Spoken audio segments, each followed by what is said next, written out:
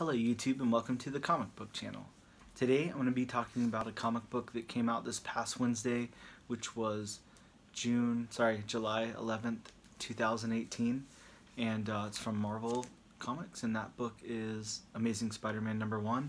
This is part of Marvel's fresh start on Amazing Spider-Man with a new creative team of Nick Spencer and Ryan Ottley. I'm just going to start with the disclaimer that I am a Spider-Man fan. I really do enjoy Amazing Spider-Man and Spider-Man related books and media and merchandise and all of that. I do, however, while I like Dan Slott's run, it was a little hard for me to continue to follow, so I didn't follow anything in that run like religiously. I was just kind of popped in and out where I could. So anyways, I'm going to kind of go over this book a little bit. There's a lot in here, so I'm not going to unpack all of it, but I'm just going to talk about it and then give my review on it. So starting us off, if you guys read the free comic book day version or, book that came out for this, we know that Peter's, got a job at a scientific paper or whatever. He's got a roommate. His boss's son is his roommate, and they have another roommate now, who turns out to be a big villain, who's introduced in this issue as the Boomerang. So we see that Peter's very annoyed with his new roommate. But we don't talk too much about that, just a couple of panels here and there. From there, we just kind of go in and out and show that what Peter's life is right now. He's doing well. He's got a good job. He's good friends with Mary Jane, all that stuff. He's doing pretty okay. Then we see that there's like a big attack. An alien portal opening up in the middle of the city, and all the Earth's biggest heroes are there, trying to fight it and stuff like that. And as Spider-Man comes in to help, they're all kind of mad that he's there. Then he takes us back and kind of shows us why he thinks they're mad that they're there. He's, in a flashback, it shows that he goes to capture a criminal, and it turns out to be a setup by Kingpin Wilson Fisk, and who's the mayor now, and he's being given a key to the city, which he declines and leaves. So from there, everything kind of starts to fall apart for Peter, with his job and everything. His old school that he graduated from is trying to honor him with an award because they've developed this new software that detects plagiarized work and stuff like that from all of these scientists and everything. So they use one of his papers as an example for the demonstration. So his paper comes up fraudulent, and everyone's very surprised, and Peter realizes that it's way more convoluted than that, and it's because it's whenever Otto Octavius was in his body as Superior Spider-Man and whatever, but he can't say that to anyone, so he's kind of like, oh crap, well that sucks. So he goes and tries to find some comfort. He goes and talks to Mary Jane, and that doesn't really help. He goes to talk to Aunt May, and Aunt May's really upset. She's like, me and Uncle Ben didn't raise you like this. You need to own up to it. You need to figure this out. So Peter's like at his wit's end. Where he comes a lot, and these.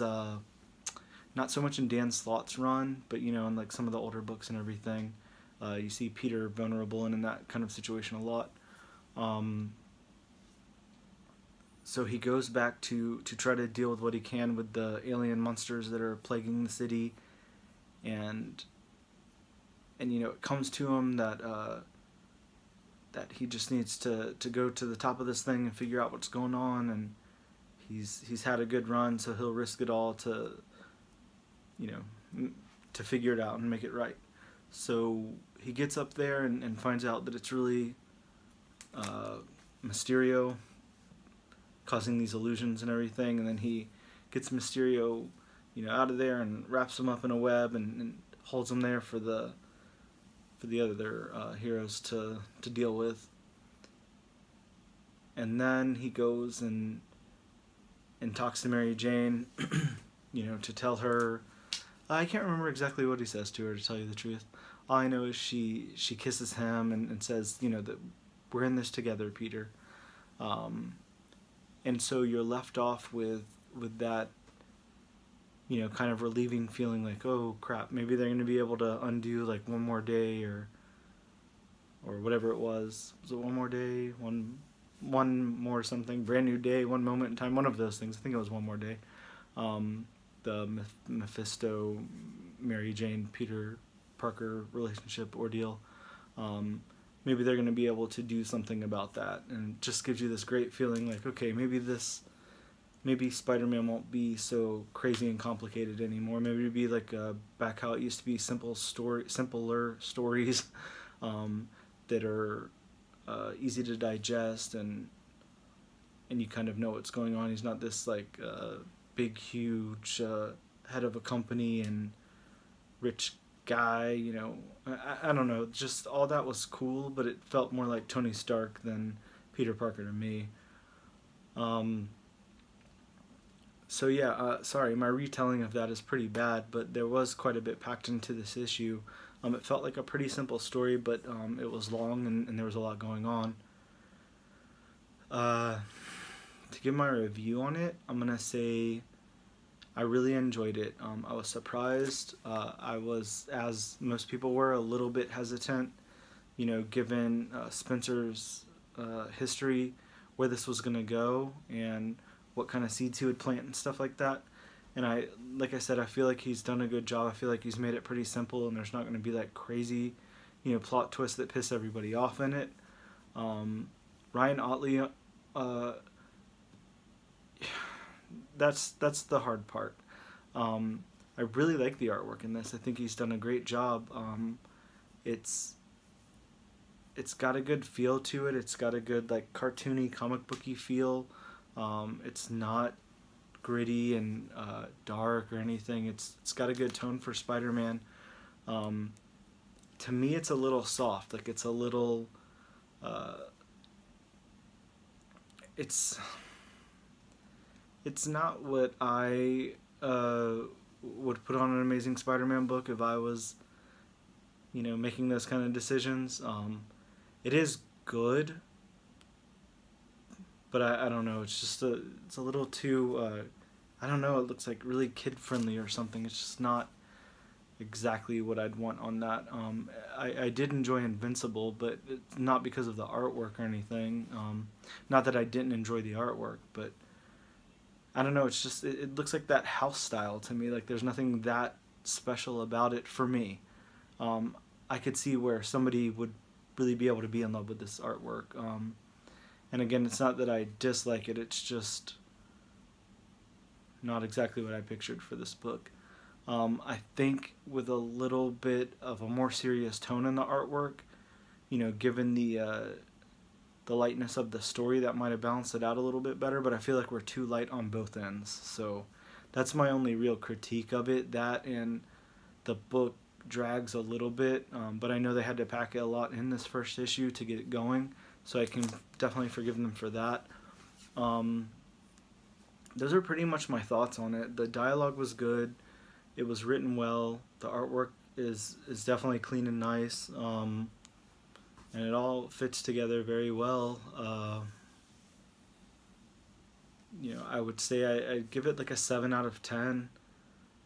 They did a real good job. There was, you know, I felt like I was reading old Peter Parker again there, you know, like with the little quips and stuff, and he definitely had a few jokes here and there that landed pretty well. Definitely one between him and Black Cat that was cool. That actually did make me laugh out loud, which isn't something that I do a lot when reading a comic book. It wasn't a flat story, you know, it had dimension to it, and I appreciate that without being like crazy convoluted. So I feel like they respected us as readers, you know, whenever they put this together and really put some thought into it. Um, I'm definitely excited to see where it goes, and I'm definitely going to stick with it, of course. Uh, as I said, like maybe it'll evolve over time, but I just expect like I don't know, a little more out of the artwork. Just a little, just a tiny bit more like grittiness or something. Something to darken it up just a tiny bit and make it not feel like a all ages book. That's the only thing I'd ask out of this. Other than that, I was pretty excited about most of it. Um, so yeah, those are my thoughts, although not a complete thought out thought, and more like an abstract retelling and saying of how I felt about it, which I guess is a thought. I don't know. Just not a typical review. I feel like I did something a little different there. But either way, let me know in the comments below what you guys thought about the book, what you thought about this new creative team on it, and the story they've presented, and how you feel moving forward. If you aren't subscribed here and you like the content, please make sure you subscribe. Leave me a thumbs up if you guys can. So thank you so much, and I'll see you tomorrow.